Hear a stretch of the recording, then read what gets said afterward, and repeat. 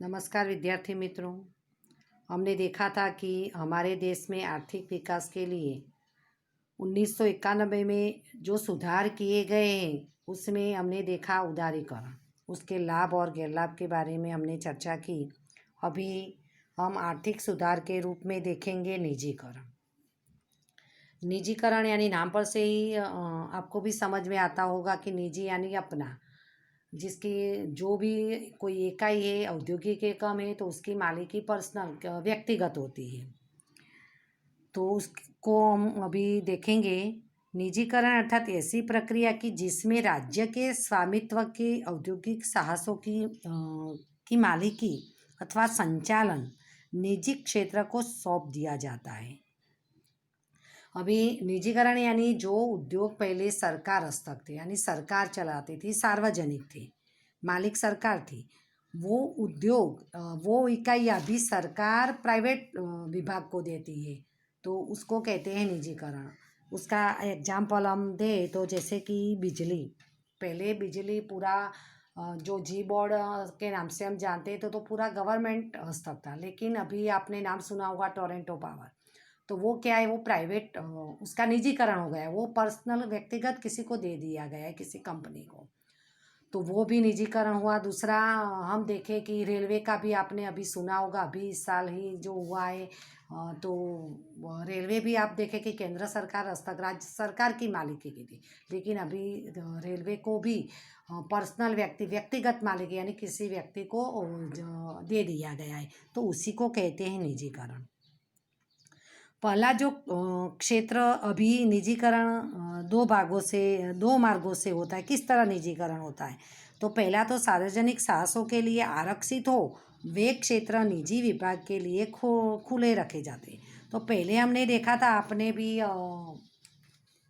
हमने 9th में पढ़ा था कि संयुक्त सूची, राज्य सूची, संघ सूची, तो उसमें हमने देखा था कि संघ सूची में देखा था कई उद्योग ऐसे हैं कि वो केंद्र सरकार ही देखती है, राज्य सरकार ही देखती है, जैसे कि संरक्षण है, अणुशक्ति है, वैसे बड़े बड़े जो उद्योग है, तो वो वैसे उद्योग जो है वो सरकार हस्तक ही होते थे। लेकिन आज आप देखो सभी जो सेक्टर थे उसका प्राइवेट सेक्टर में उसका ये प्रक्रिया हो गई है, प्राइवेट विभाग को सौंप दिया गया है, क्योंकि जो सार्वजनिक क्षेत्र सरकार मालिकी के जो उद्योग थे, हमने आगे बाजार तंत्र और समाजवादी पद्धति देखी, उसमें भी देखा कि सरकार हस्तक जो उद्योग होते हैं वो तो मुनाफा कम करते हैं, उसमें काम करने वाले कर्मचारी भी काम चोरी करते हैं, नए संशोधन नहीं होते, नई इकाइयों की स्थापना नहीं होती, बहुत सारे उसके गैरलाभ लैब पे। तो उसके कारण अगर निजी क्षेत्र को सौंपा जाता है तो उसकी मालिकी मालिक मतलब कोई व्यक्ति होता है या 4-5 व्यक्ति मिलकर होता है, एक संस्था होता है, उसका मुख्य ध्येय मुनाफा होता है, इसीलिए वो क्वालिटी पर ध्यान देते हैं, कर्मचारियों से अच्छे से काम करवाते हैं, तो उसके कारण जो उत्पादन है वो अधिक होता है, और उसके कारण उत्पादन अधिक होता है तो देश का विकास होता है। तो जो सार्वजनिक साहस पहले आरक्षित थे वो अभी निजी विभाग के लिए खुले रख दिए गए। जो एग्जाम्पल अभी हमने देखा जैसे कि बिजली है, बाद में ये देखा हमने रेलवे है, और शिक्षा क्षेत्र में भी देखो पहले गवर्नमेंट सरकारी स्कूलें ही थी, लेकिन आज प्राइवेट स्कूलें भी हो गई, क्योंकि उसमें भी अभी उसका भी निजीकरण हो गया है। तो उसी तरह बहुत सारे फील्ड अभी ऐसी है कि आने वाले समय में आप देखना कि सरकार के हस्तक एक भी उद्योग नहीं रहा, सारा निजीकरण ही हो जाएगा, क्योंकि निजीकरण से ही हमने उसके लाभ देखे हैं। बाजार पद्धति और समाजवादी पद्धति, तो बाजार पद्धति वो निजीकरण जैसी ही है, तो उसे कितना लाभ होता है, तो उसके कारण हमारे देश में थोड़े साल में भी ये निजीकरण ही सारे क्षेत्रों में हो जाएगा। अभी हम दूसरा देखेंगे, राज्य के स्वामित्व की कंपनियों की मालिकी राज्य अपने पास रखे और संचालन निजी कंपनी को सौंपे। अभी कई क्षेत्र ऐसे हैं कि उसकी मालिकी है, कारखाना है, उसकी इकाइयाँ है, वो सरकार अपने हस्तक रखता है, लेकिन उसका खाली मैनेजमेंट करना, उसका संचालन करना वो निजी क्षेत्र को सौंपता है। तो उसके और मालिकी निजी कंपनी को सौंपे, संचालन राज्य, और कई ऐसे भी है, अथवा संचालन राज्य अपने पास रखे और उसकी मालिकी निजी कंपनी को सौंपे। उससे देखना आपने कई कंपनियों के नाम प्राइवेट लिमिटेड पीवीटी लिखा होगा, कोई सारे जो प्रोडक्ट है, तो प्राइवेट लिमिटेड कंपनी यानी उसमें इस तरह का ही होता है कि सरकार से उसमें संचालन होता है, तो प्राइवेट उसका मालिक होता है, या प्राइवेट कंपनी मालिक होती है तो उसका संचालन सरकार करती है, इस तरह होता है। तो उसमें हम आपको एक स्कूल का ही एग्जांपल लेते हैं कि आप सब प्राइवेट स्कूल में पढ़ते हैं, क्यों? गवर्नमेंट स्कूल में तो फ्री में पढ़ना होता है, फिर भी क्यों नहीं पढ़ते? तो सबका कहना होता है कि वहाँ पर अच्छी पढ़ाई नहीं होती। क्यों? गवर्नमेंट में तो पेमेंट भी अच्छी मिलती है टीचर्स को, उसके लिए जो भौतिक सुविधाएं भी होनी चाहिए वो भी होती है, फिर भी शिक्षा का स्तर अच्छा नहीं होता। तो उसका कारण है कि वहाँ कोई देखने वाला नहीं होता है। देखने वाला होता है तो साल में या 6 महीने में एक ही बार कोई अधिकारी आता है, तो उसके कारण काम करने वाले कर्मचारी जो है वो काम चोरी करते हैं। और जबकि निजी क्षेत्र में देखो कि उस पर तुरंत ध्यान दिया जाता है कि वहाँ तो सरकारी स्कूलों में तो टीचर्स के साथ प्रिंसिपल भी मिले होते हैं उनके जैसे ही, कि न उनको कुछ बोलते हैं। यहाँ पर आप प्राइवेट स्कूलों में देखना कि प्रिंसिपल की टीचर्स को डर रहता है, प्रिंसिपल को ट्रस्टी का डर रहता है। तो उसके कारण जो काम होता है वो हर एक स्कूल में सरकारी स्कूलों से थोड़ा अच्छा ही होता है। तो इससे ही हम समझ सकते हैं कि ये औद्योगिक इकाइयाँ का भी ऐसा ही होता है कि वहाँ उद्योग या खराब हो गया हो मशीन, तो किसी को कुछ पड़ी नहीं होती। काम करने वाले कर्मचारी, आपने कई ऑफिसों का वीडियो वगैरह देखा तो कर्मचारी ड्यूटी के समय भी नींद लेते हैं, तो उसके कारण उसका प्रभाव उत्पादन पर सीधा पड़ता है। अभी हम देखेंगे निजीकरण के लाभ। निजीकरण की नीति के कारण देश में उद्योग क्षेत्र की उत्पादिक इकाइयों की संख्या में वृद्धि हुई। अभी निजीकरण हमने देखा कि सरकार हस्तक जो उद्योग थे उसको निजी कंपनियों को, निजी व्यक्तिगत लोगों को सौंप दिया गया। उसके कारण उत्पादक की इकाइयाँ यानी छोटे बड़े जो भी उद्योग है, एकम है, उसकी संख्या में वृद्धि हुई है। दूसरा, निजीकरण के कारण पूंजीगत और उपभोक्ता वस्तुओं के उत्पादन में वृद्धि है। पूंजीगत यानी कई उद्योग ऐसे हैं कि जिसमें इन्वेस्टमेंट ज़्यादा करना पड़ता है, ज़्यादा पैसे लगते हैं, तो ऐसे ज़्यादा इन्वेस्टमेंट करना पड़ता है, ऐसे निजीकरण से ऐसे उद्योगों की स्थापना हुई है। दूसरा, उपभोक्ता वस्तुओं के उत्पादन। उपभोक्ता यानी हम उपभोक्ता की जो चीज़ वस्तुओं का उपयोग करते हैं, तो हमारी जो जीवन जरूरी चीज़ वस्तुओं की जिसको हम हमारे हर रोज के जीवन में जिसका हम उपयोग करते हैं, ऐसी चीज वस्तुओं के उत्पादन में वृद्धि हुई है। तीसरा लाभ, सार्वजनिक क्षेत्र इकाइयों का निजीकरण होने से सार्वजनिक क्षेत्र की इकाइयों की कार्य क्षमता में सुधार हुआ है। अभी आप देखना कि मैं स्कूल का ही आपको एग्जाम्पल दिया, तो उसी का ही एग्जाम्पल हम देखते कि धीरे धीरे अभी हम देखें कि प्राइवेट स्कूलों में टीचर्स का कम पेमेंट होने के बाद भी जो शिक्षण की गुणवत्ता है वो बच्चों को अच्छी मिलती है। तो सरकारी स्कूलों में वो देख के भी अभी भी तो उन पर भी तो कड़क नियम बन गए और उनको भी अभी थोड़ा बहुत ज़्यादा ही ध्यान देना पड़ रहा है। तो देखते कि सार्वजनिक क्षेत्र की इकाइयों निजीकरण होने के कारण उनकी कार्य क्षमता में सुधार हुआ है। तो निजीकरण के 3 लाभ देखे। एक तो उत्पादक यानी कि छोटे कारखाने से लेकर बड़े बड़े उद्योगों की इकाइयों की संख्या में वृद्धि हुई। दूसरा, ज़्यादा इन्वेस्टमेंट करने पड़े, ऐसे पूंजीगत और जीवन जरूरी चीज़ वस्तुओं की उत्पादन में वृद्धि हुई है। जो सार्वजनिक क्षेत्र की इकाइयों का निजीकरण होने से सार्वजनिक क्षेत्र की इकाइयों की जो कार्यक्षमता है यानी जो क्वालिटी है उसमें भी सुधार हुआ है। अभी हम देखेंगे निजीकरण से हानि।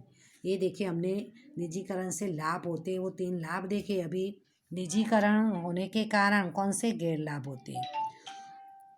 तो निजीकरण के कारण आर्थिक सत्ता का केंद्रीकरण हुआ है। आर्थिक सत्ता यानी धंधा व्यवसाय से पैसों से रिलेटिव। तो आप देखो कि ऐसे सारे मैंने बताया कि अभी आने वाले समय में देखना कि सारे क्षेत्रों का निजी क्षेत्र ही हो जाएंगे। तो उसके कारण जो आर्थिक सत्ता है किसके पास आ जाएगी? व्यक्तिगत, कोई कंपनी है, कोई पीढ़ी है, कोई इकाई है, वो उसके मालिक है, तो उसकी सारी सत्ता धंधा व्यवसाय पैसों से जो है वो सत्ता सरकार के पास नहीं रही पर उनके पास आ जाएगी, जिससे एकाधिकार को वेग मिलेगा। यानी देश में या समाज में जो ऐसे बड़े बड़े उद्योगपति है, कारखानों के मालिक है, उनका अधिकार बढ़ जाएगा। दूसरा, निजीकरण से छोटे गृह उद्योग का विकास उचित ढंग से नहीं हो सका, मात्र बड़े उद्योगों को ही लाभ मिला है। निजीकरण हुआ है तो आप देखिए छोटे उद्योग, गृह उद्योग जो घर में ही चलते हैं, जैसे कि पापड़ है, अचार है, खिलौने बनाना है, अगरबत्ती बनाना है, तो ये सारे घर में ही चलने वाले उद्योगों का तो विकास नहीं हुआ है निजीकरण होने से, पर बड़े उद्योगों को ही विकास हुआ है। निजीकरण के कारण मूल्य नियंत्रण में नहीं रहे, जिससे मूल्य वृद्धि की समस्या खड़ी हुई है। महंगाई, निजीकरण, अभी प्राइवेट देखो, सरकार की मालिकी है तो सरकार प्रजा कल्याण का सोचती है, इसीलिए जो भी चीज़ वस्तु है, जो भी सेवा देती है वो कम मूल्य में देती है। अभी हमने स्कूल का उदाहरण लिया तो उसी को ही समझे कि सरकारी स्कूल में फी एकदम नहीवत होती है, तो वो है। जबकि प्राइवेट में पढ़ने वालों तो हर एक प्राइवेट स्कूल में फीस अलग अलग और ज़्यादा ही होती है। रेलवे का अभी देखो, जो निजीकरण हो गया तो रेलवे का भाड़ा भी बढ़ जाएगा, तो महंगाई बढ़ती है। निजीकरण के कारण मूल्य नियंत्रण में नहीं रहते, यानी कि महंगाई बढ़ती है और महंगाई की समस्या खड़ी होती है।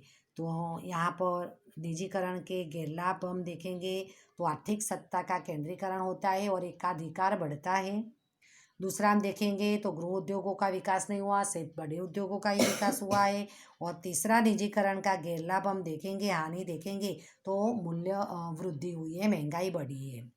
अभी तीसरा जो आर्थिक नीति है, आर्थिक जो सुधार है, वो है वैश्वीकरण।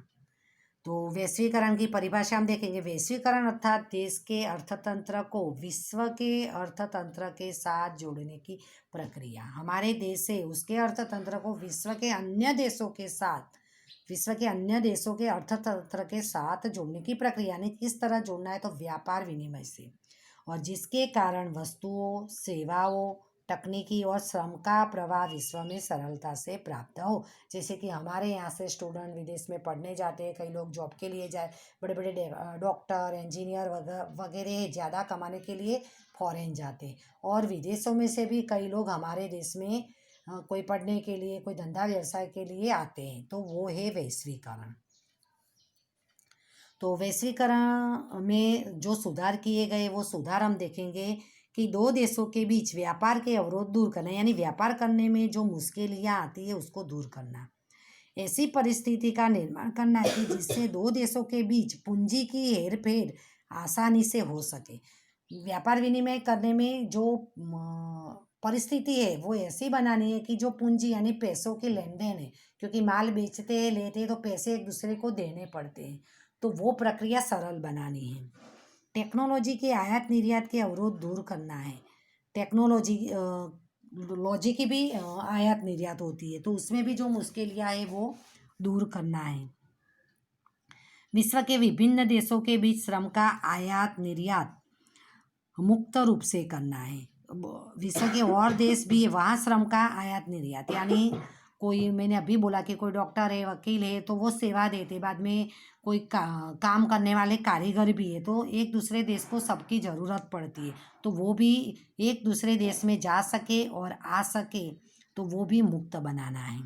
अभी वैश्वीकरण के प्रभाव, उसके असर हम देखेंगे कि वैश्वीकरण से कौन सी असर हुई है। तो वैश्वीकरण का भारतीय अर्थतंत्र पर मिश्र प्रभाव पड़ा है। कुछ लाभ हुआ है तो कुछ गैरलाभ भी हुआ है, तो उसके हम वैश्वीकरण के लाभ देखेंगे। वैश्वीकरण के कारण देश में विदेशी पूंजी निवेश को प्रोत्साहन मिला है। वाइब्रेंट गुजरात आपने नाम सुना होगा, तो उसमें क्या है कि हाँ, वाइब्रेंट गुजरात के अंतर्गत हमारे देश में विदेशी कंपनियों का स्वागत किया जाता है, यानी विदेशी कंपनियां हमारे देश में पूंजी निवेश करें, इन्वेस्ट करें और नई नई कंपनियों की स्थापना करें, जिसके कारण हमारे देश के लोगों को रोजगारी प्राप्त होगी और बहुत स्थानिक लोगों को भी लाभ होता है। तो पहला वैश्वीकरण से लाभ हुआ है विदेशी पूंजी निवेश, यानी विदेश की कंपनियां हमारे देश में इन्वेस्ट करें, कंपनियों की स्थापना करें। दूसरा, वैश्वीकरण द्वारा विकसित देशों में उत्पन्न होने वाली वस्तुएं आसानी से प्राप्त हो सकती है। अभी हमने देखा कि विश्व की अनेक कंपनियां जो है वो हमारे देश में आती है, तो उसके कारण हमें जो विदेशी चीज़ वस्तुएं हैं वो भी आसानी से हमें प्राप्त हो सकती है। या इस नज़र से हम देखें कि व्यापार करने के बीच के अवरोध भी दूर किए जाते हैं, तो हम विदेशों में से वो चीज़ वस्तुएं आयात भी कर सकते हैं। वैश्विकीकरण के कारण भारत जैसे विकासशील देश अंतर्राष्ट्रीय स्पर्धा में टिके रहने की शक्ति प्राप्त करते हैं। कि हमने देखा कि विकसित राष्ट्र है वो तो टिक सकते हैं। 15वें चैप्टर में मैंने विकसित विकासशील राष्ट्रों के बारे में आपको बताया था, और अल्प विकसित कि पर आधे तो बच्चे वीडियो देखते नहीं तो पता भी नहीं होता कि हमारे विश्व में 3 प्रकार के देश है, विकसित, विकासशील और अल्प विकसित। उस समय मैंने आप सबको नाम भी बताया था, विकसित अमेरिका, इंग्लैंड, जापान वगैरह विकसित राष्ट्र है। विकासशील में भारत, भूटान, पाकिस्तान वगैरह विकासशील राष्ट्रों में आता है। बाद में जो ये अल्प विकसित, उसमें चीन है, हंगरी है, ऐसे राष्ट्र जो है वो अल्प विकसित में, यानी बहुत ही गरीब राष्ट्र है। तो विकसित राष्ट्र तो वो विश्व के अंतर्राष्ट्रीय स्पर्धा में टिक सकते, पर हमारे भारत, भूटान है, नेपाल है, अफगानिस्तान है, वैसे राष्ट्र भी टिक सके तो ये भी लाभ हुआ है। क्यों हुआ है? तो हमने देखा कि वैश्वीकरण में जो व्यापार में जो अवरोध थे वो दूर किए गए, आयात निर्यात, टेक्नोलॉजी की आयात निर्यात में भी जो मुश्किलें थी वो भी दूर की गई, तो उसके कारण वो टिक सकते हैं। तो ये देखे हमने वैश्वीकरण के लाभ, तो 3 लाभ देखे। तो विदेशी पूंजी निवेश होता है। दूसरा लाभ देखा कि विकसित देशों में होने वाली चीज़ वस्तुएं हमें आसानी से मिल सकती है। और तीसरा लाभ देखा कि जो विकासशील राष्ट्र है वो अंतर्राष्ट्रीय स्पर्धा में टिक सकते हैं। अभी उसकी गैरलाभ देखेंगे, उसकी हानि देखेंगे। तो वैश्वीकरण से गरीबी और बेरोजगारी की समस्या हल करने में इच्छित सफलता नहीं मिली है। वैश्वीकरण हुआ है तो भी जो देश में गरीबी और बेरोजगारी की समस्या है वो उसको हम कम नहीं कर सके हैं। कम कर सके, पर जितनी हम इच्छा रखते इतना कम नहीं कर सके। विकासशील देशों को निर्यात में वृद्धि द्वारा जो लाभ प्राप्त होना चाहिए वो पर्याप्त मात्रा में लाभ प्राप्त नहीं हो सका है। विकासशील यानी भारत, पाकिस्तान, भूटान, बांग्लादेश, अफगानिस्तान वगैरह जो राष्ट्र है वो निर्यात करते हैं, और उन निर्यात के कारण उनको विदेशी मुद्रा जो प्राप्त होती है करेंसी, उसके कारण जो लाभ होना चाहिए उतना लाभ उनको नहीं हुआ है। वैश्वीकरण का लाभ बड़े उद्योगों को अधिक मिला है, जबकि छोटे उद्योगों को कम मिला है। यानी जो बड़े बड़े उद्योग है, लोहा, पोला, सीमेंट वगैरह बड़े बड़े उद्योगों को ही उसका लाभ मिला है, छोटे उद्योगों को वैश्वीकरण का लाभ नहीं मिला है। तो यहाँ पर हमने आर्थिक सुधार की जो 3 नीतियाँ हैं उसमें अभी निजीकरण और वैश्वीकरण के लाभ गैर लाभ किए। जो बड़े क्वेश्चन में आते हैं तो आप वो बड़े क्वेश्चन याद कर लेना।